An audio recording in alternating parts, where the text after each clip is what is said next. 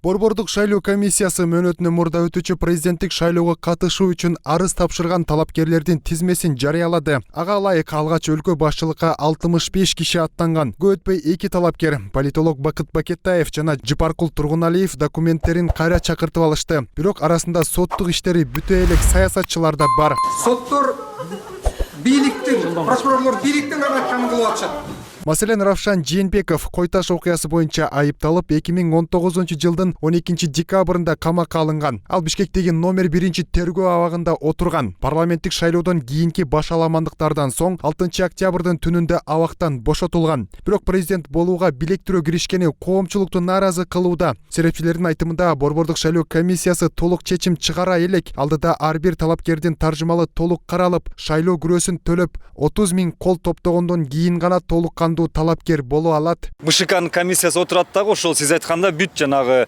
кылмыш иш козголгону барбы же тигиндей мындай баарын тең иликтейт дагы. Анан экинчи этапка толугу менен ушул талапкерликке жооп берген инсандар гана жана ошондой эле добуш алып берип жана күрөөнүн баарын тең залогко кое турган акчаны топтогон жана күрөөгө топтогондор баарын тең ошону иликтейт да анан экинчи этапка коюлат. Азыркы эми бизде мыйзамда уруксат берилген, сиз же мен деле барып туруп 35тен ашкан инсан деле барып туруп өзүнүн заявлениясын берсе болот.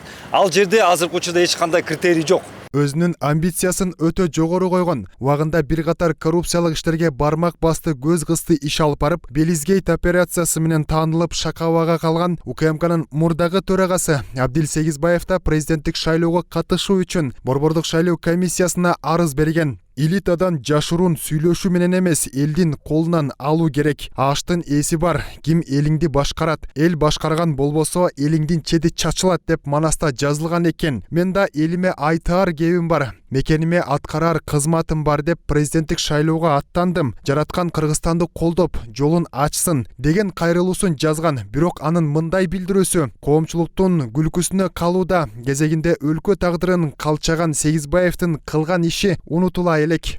Бул менен бир нерсени биз көрсөк болот.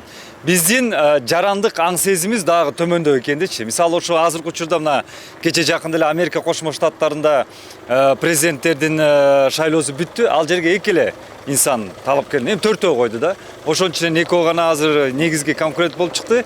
Ошол эле мисалы Россияны карасак, же алардын президенттик шайлоодо бир ашып кетсе 10го жетпеген эле талапкери коет. Эми аларда 150 миллион, 300 миллион калкы бар мамлекеттер болбогон бир 4-5 ушундай эле коет. Бизде болсо эмнегедир 6,5 миллионго жетпеген калкыбыздын ичинде 64 инсан. Бундай айтканда бул на душу население алганда биз чын айтканда рекордду койдук десек болот да эми. Президенттикке талапкерлердин катарын бийлик алмашкан сайын алардын тилин таап жылуу креслону кое бербеген саясатчылар да бар. Алардын бири Газпромдун Оштогу филиалынын директору Рашид Тагаев. Тагаевдин таржымалына көз чаптырсак, өмүр бою күч түзүмдөрүндө майлуу кызматтарды аркалап келип, жогорку кеңештин депутаты болууга да жетишкен. Андан соң Газпромдун Оштогу филиалынын жетекчиси кызматын аркалап келет.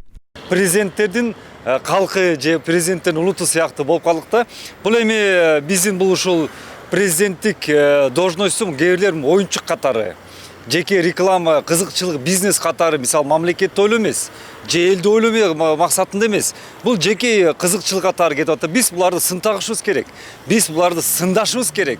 Биз буларды керек болсо, эгер балким мен ушундай сунуш берет элем, эгер ушул жөн эле мындай оюнчук катары талапкерин койдубу, койгондон кийин экинчи жанагы этапка өтөт эмеспи? Мисалы 30 000 добушту алыш керек, же мынча күрөө коюш керек депчи. Эгер ошосун аткара албай калса, анда жөн эле берип койгон үчүн жоопко тартыш керек буларды. 5 октябрдагы тополоңдон кийин коомчулук саясий тазалануу маселесин кабыргасынан коюп келет. Иллюстрация маселеси көтөрүлүп жатканы менен коррупциялык иштерге катышы бары да, мамлекеттик кызматтан түшпөй жарытарлуу иш аткарбаганы да өздөрүн сүттөн ак сыпаттап келишет. Ал эми алдыдагы президенттик шайлоодо коомчулук кыргыз саясатчыларын электен өздөрү өткөрмөй болууда. Анткени иллюстрация маселеси менен кошо конституциялык реформаларга баруу дагы калктын талабы. Буга чейин дагы президенттин милдетин аткарып келген Садыр Жапаров коррупциянын тамырын кыркууга чийкилей мыйзамдар менен буга чейин түзүлүп калган ириген система тоскоолдук кылып жатканын айткан. Эске салсак, президенттик шайлоо 2021 жылдын 10 январында өтөт.